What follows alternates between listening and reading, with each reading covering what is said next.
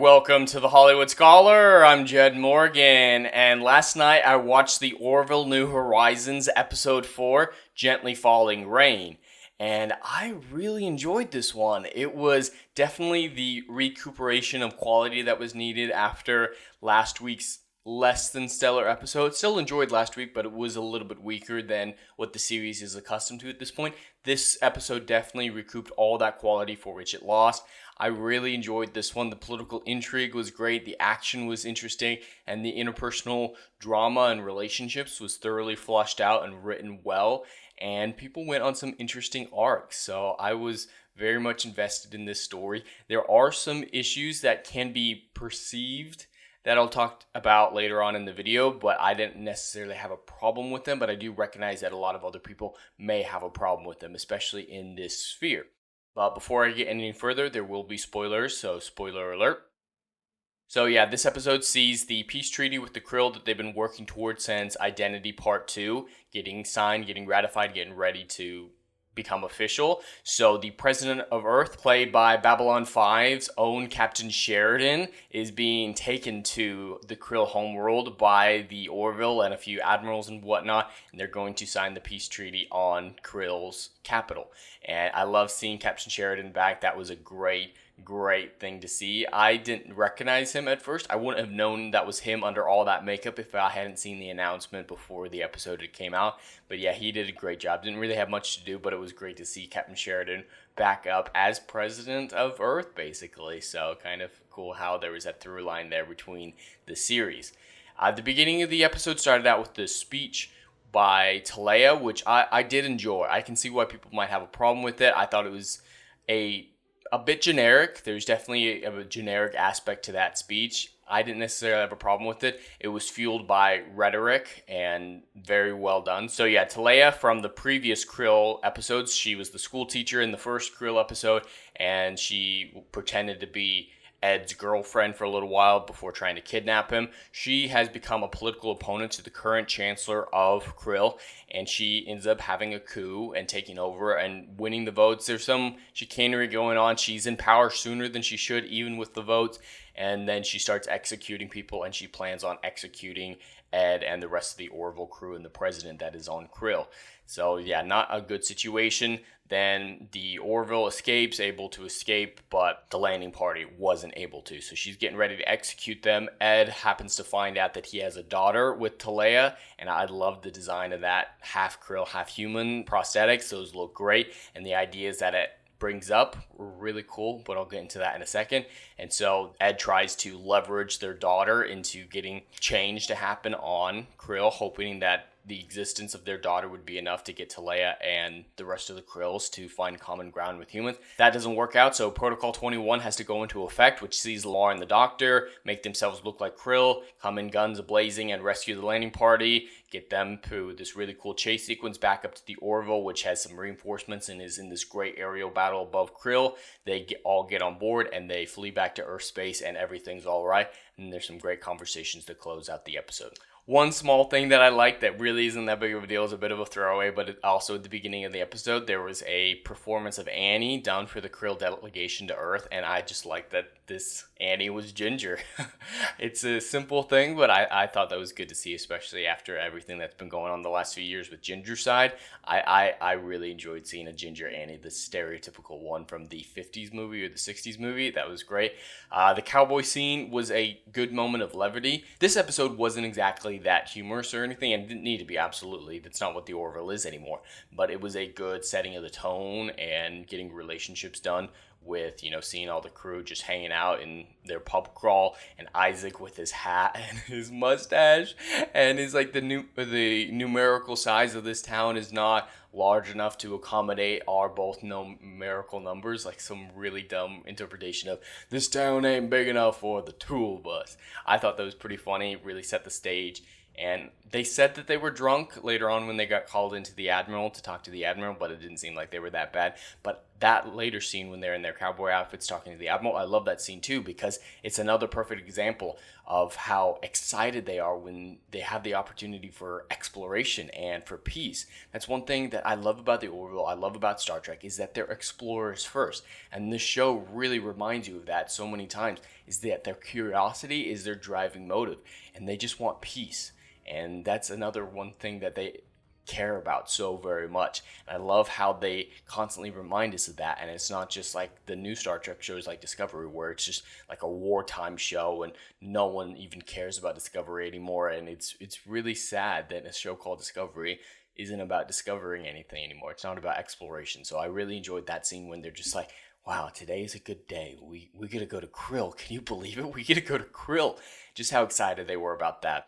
Now, the exploration Talaia in this episode was a very interesting one, because Talaia's gone on quite the arc over her 3-episode arc over the seasons, where she was just, supposed to hate the humans, met Ed, he saved her life and the life of her children, but killed everyone else aboard her ship, to pretending to be his girlfriend, trying to kidnap him, the interactions that they have, like in the cave of that planet that they shipwreck on, and now to all that experience turning into unabashed hate for humanity, becoming such a violent opposition to the peace treaty and climbing the ranks to Chancellor of Krill.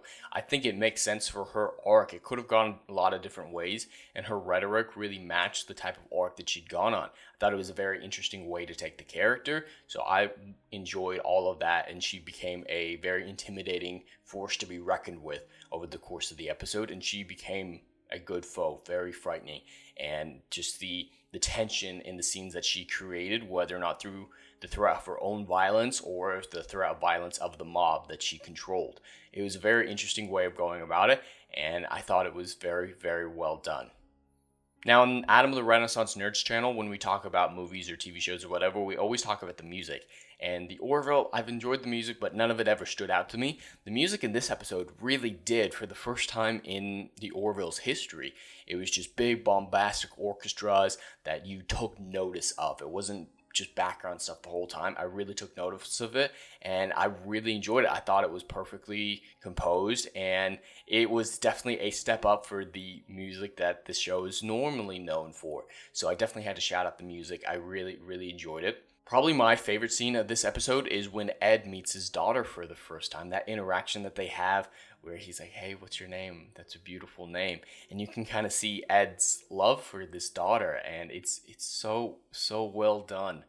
And you can see how happy he is and how much he cares for her, and that sets up his decision at the end not to force her out of hiding, to use her as a political weapon to try to take down Krill. He's like, no, she deserves her own childhood.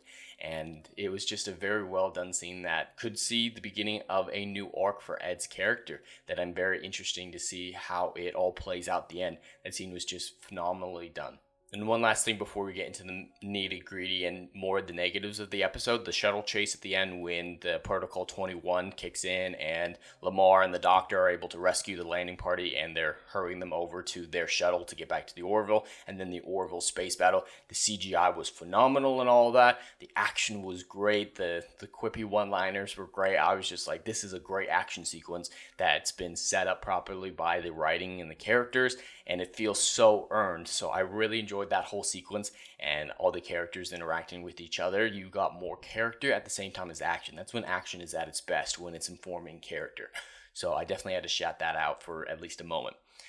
Now, the biggest negatives of this episode weren't necessarily a negative for me, but I can see why it can be for others. So there was a degree of political restraint that I do have to commend Seth MacFarlane for, because we've all seen his Twitter. We've all seen how outspoken he is. He really could have taken the opportunity in this episode to go full ham-fisted, making statements about Trump or Biden, the election fraud, counting votes, January 6th. There were so many opportunities for him to go ham-fisted with it and just go all out with it. And I think he showed a degree of restraint that I was very surprised to see from him. He had so many opportunities to go off the bandwagon and really destroy the show, and he chose not to. Now, other people may not agree with me that he chose not to. There's enough there that I can see an argument being made that it got political, that it got woke, but I feel like all this was politics done to service the plot, and it was to set up characters, and it was more to set up the scene more than to make a statement on anything else. And this episode, I think, would have been written the exact same if it had been written by them back in 2018 before a lot of this stuff went down that they might have been referring to. I didn't think it was trying to reference anything. If it was, it did a very poor job at referencing current day events because, yeah, if they were trying to make someone out to be the good guy and someone else to be the bad guy, they didn't make any of that clear. So I very much disagree with anyone who says that this was supposed to be making statements about American politics. I completely disagree with that, but I can see there's enough there that there can be the argument made. The one scene that I felt like may have been too far and that the restraint wasn't properly done on, more so because it felt like a random scene that didn't really contribute to the rest of the episode and just felt like really, really random, just derailed everything and made it seem like they went like, ooh, we're in the middle of a conversation, let's go to this random location, see one thing, and come right back. And it was the abortion sequence when they show what happens to Krill parents who get abortions. And if they were trying to make statements on having abortions or not, they weren't doing a very good job on it. Like when he asked, oh, why didn't you get rid of her? Implying, why didn't you get an abortion for their mutual daughter, Ed and Talaia? And she's like, do you know what would happen to me if I did? And then they go to that random place and they do the holographic projection of this child to torture the parents psychologically.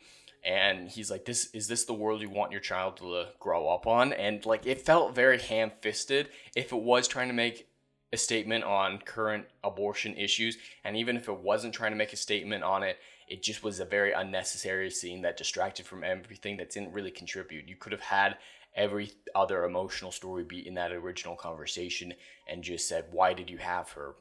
Because I love her. Or you could cut it off really easy and not make it about abortion.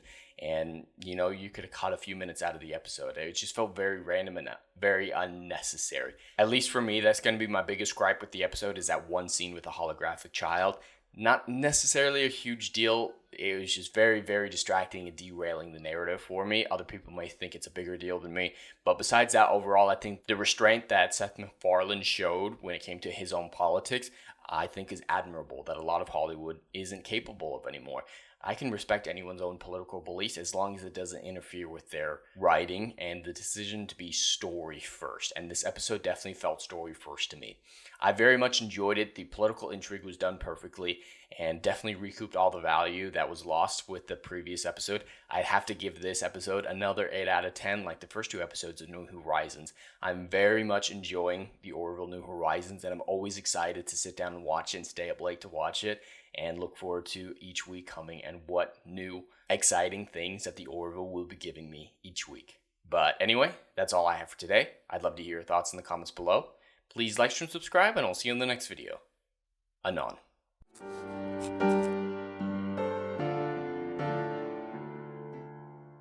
If you like what I do here and want to see good, compelling stories that Hollywood will no longer give you, check out my book series, Odyssey of a Phoenix, a mythological epic about philosophy, morality, and modern-day mental illness issues.